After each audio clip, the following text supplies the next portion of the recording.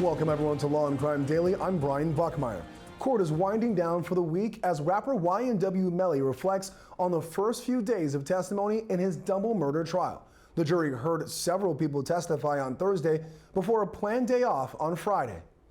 Melly, whose given name is Jamell Demons, is accused of killing two men. In October 2018, Melly's best friend, Cortlen Henry, showed up at a Miami hospital claiming his friends were caught in a drive-by shooting and were bleeding out in his car. Anthony Williams and Christopher Thomas had multiple gunshot wounds and were pronounced dead. Henry told officers they were shot at while leaving a recording studio. But when police got there, they said there was no evidence that a drive-by had occurred. Investigators determined the victims were shot by someone in the car, and Melly was seen on video entering the vehicle alongside the victims and Henry. Police arrested Melly and Henry on 2 counts of first-degree murder each. The defense seems to be pushing the idea that Henry may be the real culprit behind these murders, and not Melly. That was evidence in cross-examination of one of the forensic scientists who the attorney questioned about gunshot residue.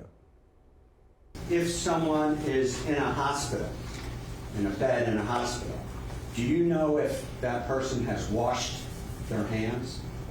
I don't. Okay. And by washing your hands, you can get rid of GSR, correct? Yes, hand washing can remove most, if not all, of the particles on someone's hands. Do you know if Cortlen Henry washed his hands or changed his clothes? I don't know that. Is hand washing the only thing, contrary to popular belief, that removes gunshot residue? No, gunshot residue is easily removed in general. So with respect to the hands, any type of activity, touching or use of the hands can remove particles pretty easily. With clothing, any activity. So if the garment is touching things, if it's laundered. If it's removed? Yes, any activity can cause particles to be disrupted or removed. And you're an independent lab, correct? Yes, we are. I'm joined by my co-host, former trial attorney Terry Austin, and our special guest today, attorney Bob Hilla. Terry, what is your view about the defense pointing to Cortlen Henry as the possible shooter and not Melly? Well, you know, I think it's something we should all expect. Frankly, the defendants probably don't want to point to each other, but the defense counsel is going to convince each of them to do exactly that. And so I think here pointing to Henry is a logical thing to do. You want to do as much as you can to take the evidence away from your client. And frankly, they don't have much evidence against either one of them right now. The gunshot residue, you heard the witness on the stand, there wasn't anything definitive as to either Melly or Henry. And so when you have a weak case as far as evidence is concerned and you're pointing to the other person who was there, it makes sense to me. Absolutely. Bob, the prosecution seems to be throwing a lot of technical and sometimes confusing expert testimony at the jury. Is that helping or hurting their case? Well, technical is okay and sometimes good. Confusing is bad. You know, in a case where you don't have direct evidence, where somebody witnessed somebody doing something, you need circumstantial evidence to build that case. Scientific evidence is generally reliable. So what's good with that is but it's got to be clear and it's got to be reasonable in its explanation that the jury can grasp and understand. Yeah, I know a lot of us always say to the jury, you didn't go to jury school to learn how to do all of this, so you've got to break it down for them in a way that they can understand. Well, our coverage of YNW Melly's trial continues after a short break, but first, I participated in a question and answer session Thursday about this very case. One of our fellow analysts answered some questions from viewers on YouTube. Check it out. There's a question for you here. Letitia from YouTube asks, does the state's evidence and witnesses connect the defendant to the case so far?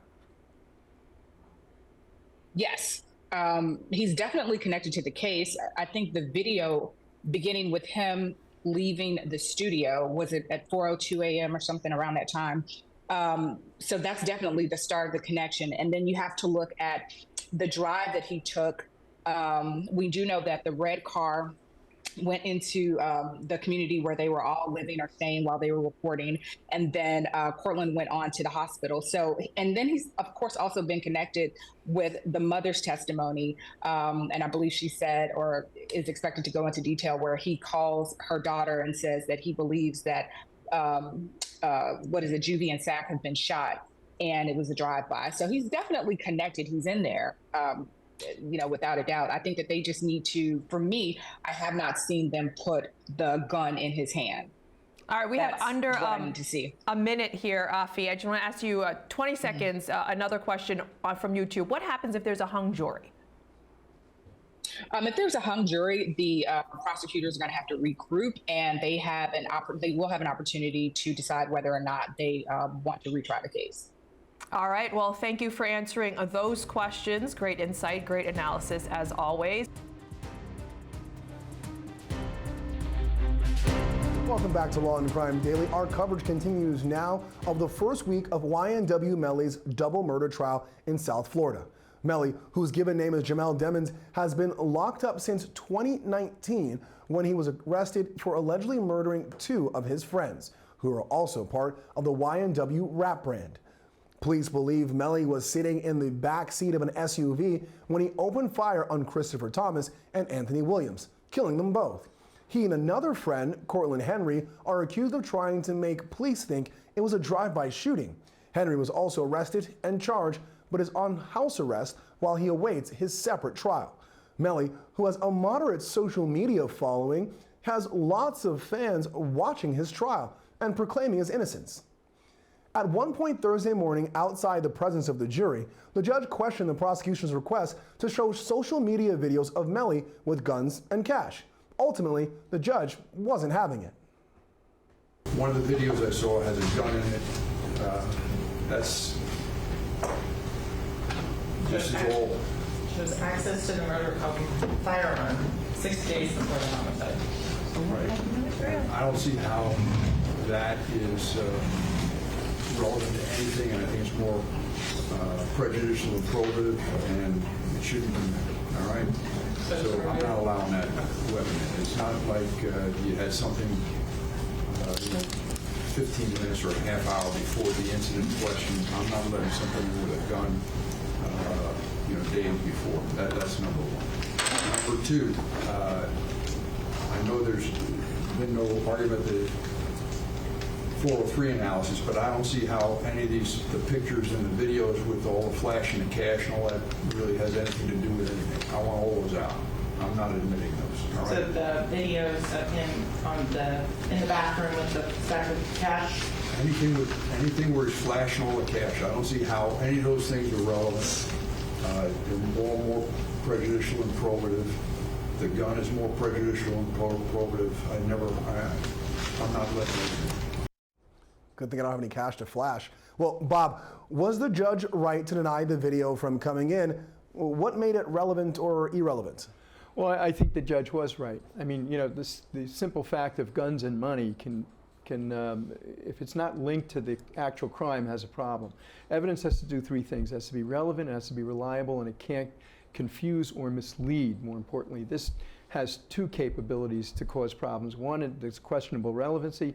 The second is it could mislead the jury into making a linkage that isn't there. Yeah, he takes videos of him having a gun. Clearly, he's the one that committed the crime. You don't want that to happen. And I think the judge made a good point is, are these videos close in time to when it actually occurred? Is it even the same gun? And what's the deal with money? He's a rapper. He's got money. So what? But Terry, there's a lot of support for Melly online.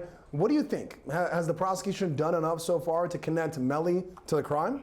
Well, Melly has a lot of fans, and I think that's the support. And those fans actually were supporting him even before any evidence was produced during the trial. I do think that the prosecution has a long way to go, and the trial is at least halfway over at this point. They haven't connected him to any gun. They don't have a gun, so they can't connect him to that. And the gunshot residue hasn't been definitive as far as he's concerned. So I do think that they have trouble showing even things like their experts talking talking about the projectile and the trajectory. It's so much that is undetermined at this point, like the height and the position. Nothing has really been nailed down, so I think they have a long way to go before they actually say, look, it was Melly, he had the gun, this is the trajectory, this is where he was sitting. None of that has been established, and I think obviously our courts require beyond a reasonable doubt. You're going to take someone's life, you're going to put them in jail forever, here, someone's life. I think they have to show much more. Yeah, we'll see. I mean, at this point, I'm worried, are they going to get a trial order dismissal? They're going to do something more than what they've been doing. Well, we have an update for you out of Boise, Idaho. Doomsday cult mom and convicted murderer Lori Vallow Daybell appeared in court this week as a judge decided whether or not to grant her a new trial. Last month, Lori was convicted of killing her 2 children, JJ Vallow and Tylee Ryan, after their remains were found buried on the property of her newest husband, Chad Daybell.